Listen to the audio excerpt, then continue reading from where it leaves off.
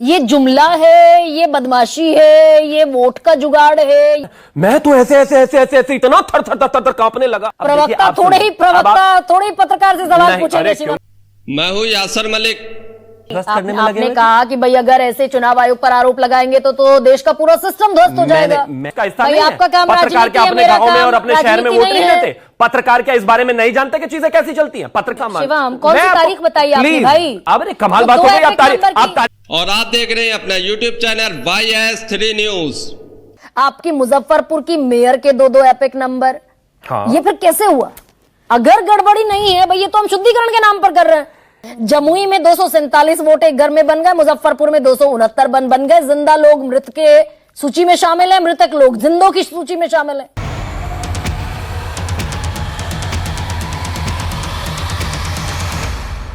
Vote चोरी के मुद्दे पर गरिमा सिंह ने बीजेपी के प्रवक्ता से जब सवाल पूछा तो बीजेपी के प्रवक्ता कैसे ज्ञान देने लगते हैं और गरिमा सिंह को पत्रकारिता सिखाने लगते हैं, जिसके बाद गरिमा सिंह को गुस्सा आता है। बीजेपी के प्रवक्ता की ऐसी बखिया उधेड़ती है कि बीजेपी के प्रवक्ता बौखलाने लगते हैं। बीजेपी के प्रवक्ता जब किसी ईमानदार एंकर के सामने आते हैं तो उनकी सित्ती पिट्टी गुल हो जाती है और वो घबरा जाते हैं, क्योंकि वो उनकी आदत होती है गोदी एंकरों के सामने डिबेट करना। गोदी एंकर ने एक सवाल पूछ लिया और 5 मिनट लगातार बीजेपी के प्रवक्ता बोलते रहते हैं, चाहे झूठ बोले या सच बोले या कुछ भी बोले, चाहे कहीं की भी कहानी सुनाकर चले जाएं, गोदी एंकर उनको टोकते नहीं है। लेकिन यहां पर ऐसा नहीं हुआ। गरिमा सिंह ने कहीं भागने नहीं दिया अपने सवालों से। जब एक एक सवाल का जवाब लिया तो बीजेपी के प्रवक्ता जो है कुछ भी बोलना चाह रहे थे लेकिन बोलने नहीं दिया। पूरी डिबेट देखकर जाइए, बहुत शानदार डिबेट है। वोट चोरी के मुद्दे पर बीजेपी के प्रवक्ता को कैसे घेरा है एंकर गरिमा सिंह ने।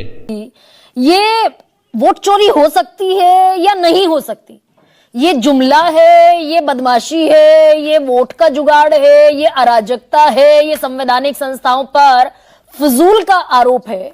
हो सकती है वोट चोरी या नहीं हो सकती? मुझे लगता है कि गरिमा जी, मैं जिस दिन इस देश का अगर चीफ इलेक्शन कमिश्नर बना तो मैं आपको जरूर बताऊंगा, क्योंकि मुझे तो नहीं पता लेकिन इस देश के ट्रैक रिकॉर्ड और इस देश को देखते हुए इतना जरूर जानता हूं कि इस देश में कोई भी इस तरह की चीजें नहीं कर सकता। और अगर कभी हुई है, एक सेकंड, एक बार फिर दोहरा दीजिए। हाँ। अगर कभी होगी तो मुझे पूरी, अगर कभी होगी तो इस देश में मुझे पूरी उम्मीद है कि वो आदमी बचकर नहीं जा सकता। मेरे देश की संवैधानिक संस्थाएं, कोर्ट्स इतने मजबूत हैं कि वो आदमी कहीं भी जाएगा बच नहीं सकता, बशर्ते के जो चार्जेस लगाने वाले हों उनमें खुद में इतना कॉन्फिडेंस हो कि लिखते तो दे सके। अब अलग अलग मतलब आप कह रहे हैं कि वोट चोरी नहीं हो सकती, इतना फुल प्रूफ सिस्टम है। नहीं, मैं तो मानता हूं, मैं क्या मानता हूं, हर कोई मानता है इस बात को। लेकिन अब बड़ी इंटरेस्टिंग चीज है, कहा गया, वो प्रियंका जी ने कहा और तमाम लोगों ने कहा कि वो भाजपा वाले और एनडीए वाले इतने थर थर थर थर कांप रहे हैं। मैं तो ऐसे ऐसे ऐसे ऐसे ऐसे इतना थर थर थर थर थर कांपने लगा। क्या करोगे भाई? आंध्रा, उड़ीसा, महाराष्ट्र, हरियाणा 2024 के बाद 5 चुनाव जीत गए हम। आप पता है इस भाषा में आपको क्या कहा जाता है? वो एक शेर कहा आज ही इमरान प्रतापगढ़ी ने कि झूठ दिन में 5 बार कपड़े बदलकर घबराया हुआ है, और एक हमारा शेर टी शर्ट पहनकर छाया हुआ है। आप लालू जी की भाषा में आपको कहा जाता है TTM, तबड़तोड़ तेल मालिश करने वाले, जो सच्चाई है नहीं उसके उलट। 24 के बाद 5 राज्यों में चुनाव हार चुके, केंद्र में भाजपा की सरकार है, एनडीए 19 राज्यों में सरकारों में है, और ये कह रहे थर थर थर थर कांप रहे हैं। मोदी जी कुछ तो शर्म करिए बोलने से पहले। अब आगे आते हैं, एक और चीज कही गई, वो टीएन सेशन जी का आज का बयान है। टीएन सेशन जी को बिल्कुल सही आपने कोट किया। क्या कहा टीएन सेशन जी ने, सुना है आपने? कि राजीव गांधी जी के समय में राजीव गांधी जी मुझे फोन करके कहते थे, एक काम करिए, इलेक्शन कमिश्नर को बता दीजिए डेट्स कब अनाउंस होनी है। कहते नहीं, ये तो हमारा काम नहीं है। कहते नहीं, आप बता दीजिए इलेक्शन कमिश्नर को फोन करके। अब मैं आगे उस व्यवस्था में नहीं जाना चाहता, लेकिन एक चीज कहना चाहता हूं, इस देश में अगर किसी को भी, कोई भी, किसी भी संस्था पर, व्यवस्था पर शक होता है, उसके लिए कोर्ट से लेकर तमाम वो जगहें हैं जहां पर आप जा सकते हैं, अपनी चीजें फाइल कर सकते हैं और इस देश को बता सकते हैं आप गलतफहमी में। मैंने इसीलिए आपसे पहले एक ऑथेंटिकेट जवाब मुझे पता है। तो एक सेकेंड, अगर ये आरोप स्वायत्त संस्थाओं पर देश की पूरी व्यवस्था को ध्वस्त कर देगा, तो नितिन गडकरी जो आपके बहुत बड़े नेता हैं, और मैं सम्मान से ही सवाल पूछ रही हूँ, उन्होंने कहा कि जब मैं यहाँ चुनाव लड़ रहा था 2024 का लोकसभा चुनाव, तो मेरे क्षेत्र के 3.5 लाख वोटर काटे गए। मैं किसी को आरोप नहीं करूंगा, पर सच्चाई ये है कि 3.5 लाख वोटर काटे गए। मेरे भांजे का काटा गया, मेरे परिवार के लोगों के वोट काटे गए। मैं भी सम्मान से ही जवाब दे रहा था और सम्मान से ही जवाब दूंगा।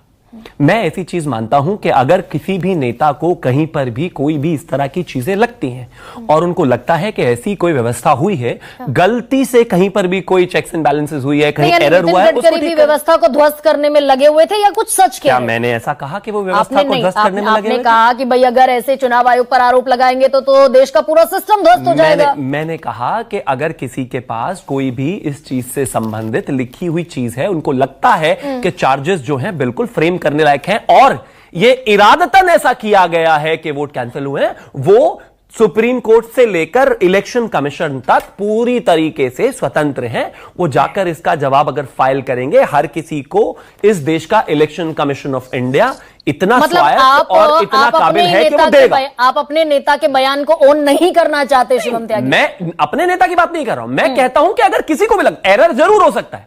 140 करोड़ का देश है, 100 करोड़ के वोट से बिल्कुल जाहिर है कहीं पर एरर की संभावनाएं हमेशा बनी रहती है। तो ये भी एरर ही था क्या शिवम कि बीजेपी ने, प्रवेश वर्मा ने 44 नाम जोड़ने का आवेदन कर दिया, लोकसभा में 4 वोट थे। सीपी जोशी आपके सांसद हैं, लोकसभा में 3 वोट 28 का आवेदन दे दिया। ठीक है।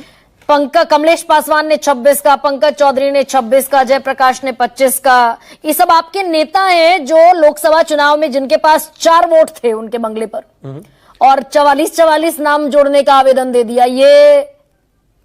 ये कैसे हुआ होगा फिर?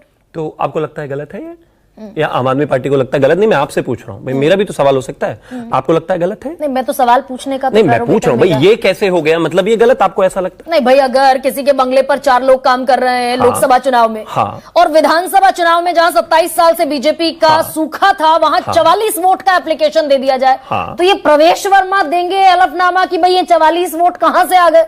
अच्छा, तो मतलब ऐसा नहीं हो सकता, ये अव्यवहारिक है, आपको ऐसा लगता है? नहीं, मैं आपसे पूछ रहा हूं, आपको लगता है अव्यवहारिक है? सवाल पूछना तो मेरा नहीं, बिल्कुल, लेकिन अरे ऐसे कैसे, मतलब ये कॉपीराइट थोड़ी ना है। यहाँ तो चर्चा है, चर्चा में तो हर कोई हर किसी से सवाल जवाब कर सकता है। प्रवक्ता थोड़े ही पत्रकार से सवाल पूछेंगे? क्यों नहीं पूछ सकता? पत्रकार क्या इस देश के नागरिक नहीं है? पत्रकार क्या वोट देने के जो हिस्सा है उसका हिस्सा नहीं है? पत्रकार क्या अपने गांव में और अपने शहर में वोट नहीं देते? पत्रकार क्या इस बारे में नहीं जानते कि चीजें कैसी चलती हैं? पत्रकार क्या नहीं जानते कि पिछले 5 लोकसभा और विधानसभा चुनावों में महाराष्ट्र में हर समय जो है 25 लाख से ज्यादा वोट बढ़े हैं? तो जब एक किसी भी विधानसभा में, लोकसभा में इस तरह की स्थितियां लगातार हर चुनाव पर हुई है, तो यह बड़ा स्वाभाविक है। मैं मानता हूं कि उस पर प्रवेश, अच्छा, फिर यह भी स्वाभाविक ही होगा शिवम कि अनुराग ठाकुर ने कहा कि वायनाड में 93,000, रायबरेली में 2 लाख, कन्नौज में 3 लाख, मैनपुरी में तकरीबन 3 लाख डाउटफुल वोटर्स हैं। यानी यह भी स्वाभाविक है इस देश में कि लोकसभा चुनाव में 3-3 लाख तक वोटर रोल में डाउटफुल वोटर्स, फर्जी वोटर हो सकते हैं। ये भी नॉर्मल है। ये तो इस देश के सुप्रीम को, ये तो इस देश के इलेक्शन कमीशन ने भी कहा। इलेक्शन कमीशन ने डाउटफुल वोटर्स नहीं कहा, इलेक्शन कमीशन ने कहा कि इस देश में जब कहीं पर भी इस तरह की वोट्स होती हैं तो स्थिति क्या होती है कि गरिमा जी जब शामली में थी तो उनका एक वोट था, गरिमा जी जब नोएडा में आ गई उनका एक वोट हुआ, गरिमा जी कल अगर मुंबई में गई तो उनका एक वोट होगा। आमतौर पर कोई भी व्यक्ति इस तरह से वोट कैंसिल नहीं कराता। तो हम क्या करते हैं? लेकिन शुद्धिकरण तो चुनाव आयोग की जिम्मेदारी है। हम क्या करते हैं? चुनाव आयोग ने ये भी तो कहा शिवम त्यागी, चुनाव आयोग ने, कि भाई हर चुनाव से पहले वोटर लिस्ट का शुद्धिकरण पीपल रिप्रेजेंटेटिव एक्ट 1950 के तहत बाध्यता है। बिल्कुल, वही तो क्या, तो यानी लोकसभा चुनाव से पहले वो शुद्धिकरण डाउटफुल वोटर्स का नहीं हुआ। बिल्कुल। तो इलेक्शन कमीशन ने कहा कि डिबेट को पूरा देखकर जाइए, अभी आगे और तीखी तीखी बहस होने वाली है, धज्जियां उड़ने वाली बीजेपी प्रवक्ता की। कि ऐसा है, इसी के लिए हम क्या करते हैं कि हम एक न्यूमरेशन फॉर्म एसआईआर के प्रोसेस के तहत हर जगह भेजते हैं। एक वोटर जब वो फॉर्म भरकर भेज देगा, बाकी के वोट्स अपने आप ही निष्क्रिय हो जाएंगे। उसके बावजूद मैं आप ही की दलील को आगे बढ़ा, बिहार में एसआईआर हो रहा है, लोगों को दर्ज करें, नहीं कैंसिल कर दो। 1 सेकंड, बड़ा अच्छा डिबेट जा रहा है, बिल्कुल अच्छा जा रहा है, बहुत सिंसियरली आप मेरी बात का जवाब दे रहे हैं। बिल्कुल जाएगा, आगे भी अच्छा जाएगा। आप जब तक कोऑपरेट करेंगे, मैं तो कोऑपरेट करने वाला ही नहीं। बताइए शिवम सुनिए, आपने कहा चुनाव आयोग ने कहा इसका जवाब है एसआईआर, कि भाई हम न्यूमरेशन फॉर्म जिसको देंगे वो एक ही फॉर्म भरकर लौटाएगा, 2 भी अगर चले गए उसके पास तो भरेगा 1। Am I correct? बिल्कुल, बताइए। उसके बावजूद मुजफ्फरपुर में 269 एक पते पर, जमुई में 247 एक पते पर, विजय कुमार सिन्हा के 2-2 एपिक नंबर, आपकी मुजफ्फरपुर की मेयर के 2-2 एपिक नंबर। ये फिर कैसे हुआ?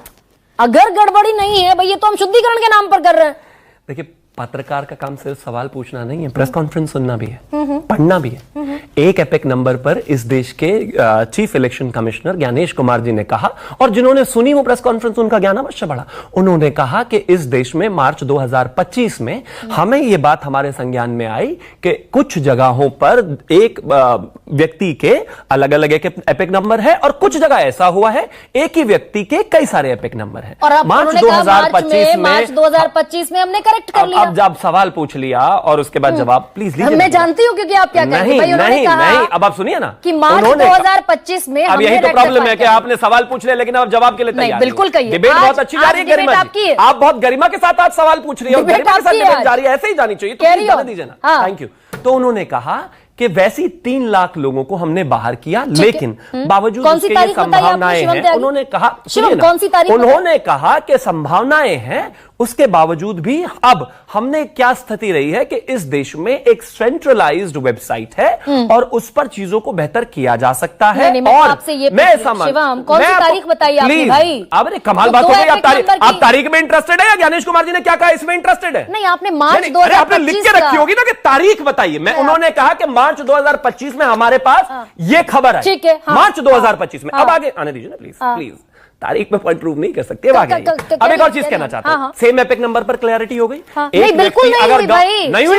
शिवम, अच्छा, कैसे नहीं हुई बताइए मुझे, आपको कहां कंफ्यूजन? वही बता रही हूं। एपिक नंबर कैसे नहीं हो? आपने कहा कि चुनाव आयोग को 2 एपिक नंबर की, एक व्यक्ति 2 एपिक नंबर की शिकायत मिली थी, और चुनाव आयोग ने कहा कि मार्च 2025 में हमने उसे रेक्टिफाई किया। 3 लाख ऐसे लोगों के एपिक नंबर हमने बदल दिए कि व्यक्ति 1 था और एपिक नंबर 2 थे।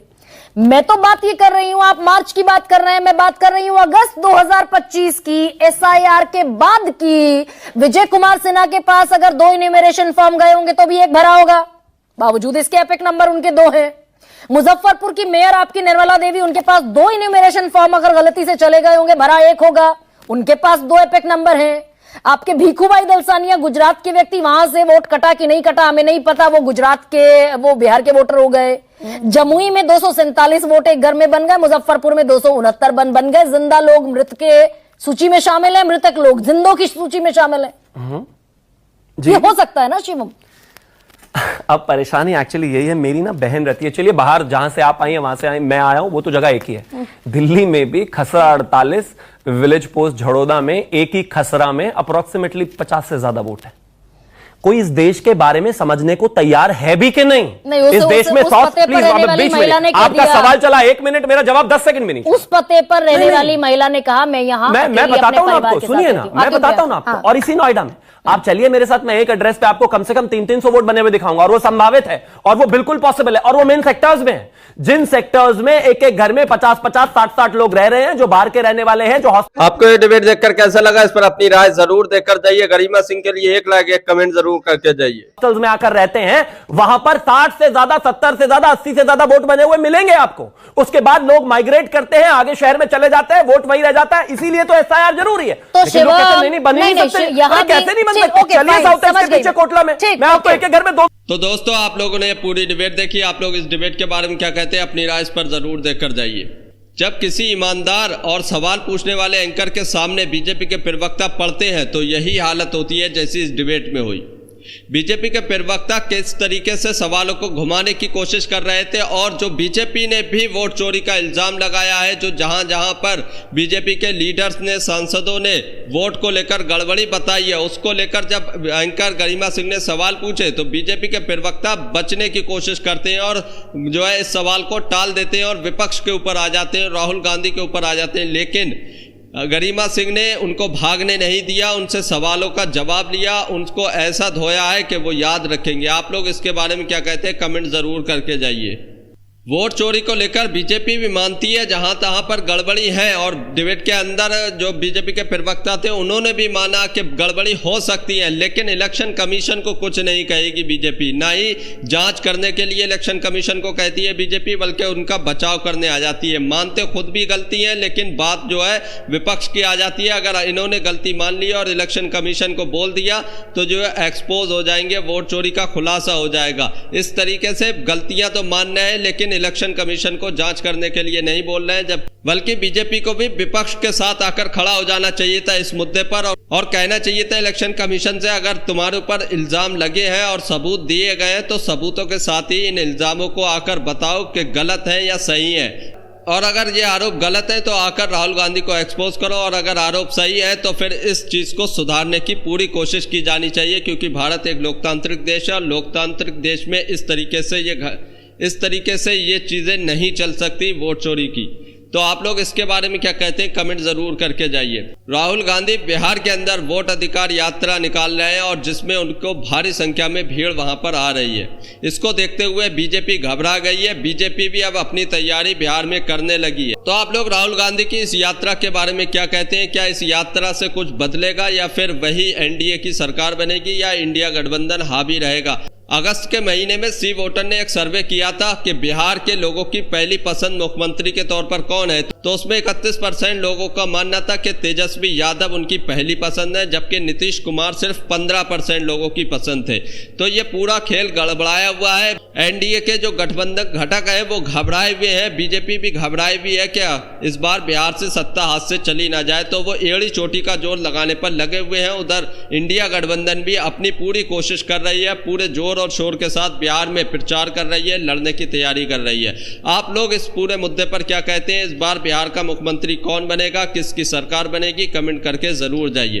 अगर आप भी गोदी मीडिया का विरोध करते हैं तो हमारे चैनल YS3 न्यूज को अभी सब्सक्राइब कीजिए। आपको एंकर गरिमा सिंह की डिबेट कैसी लगी, इस पर एक कमेंट एक लाइक जरूर करके जाइए। अगर आपको वीडियो अच्छी लगी हो तो एक लाइक जरूर कीजिए। हमारे चैनल को अभी सब्सक्राइब कीजिए।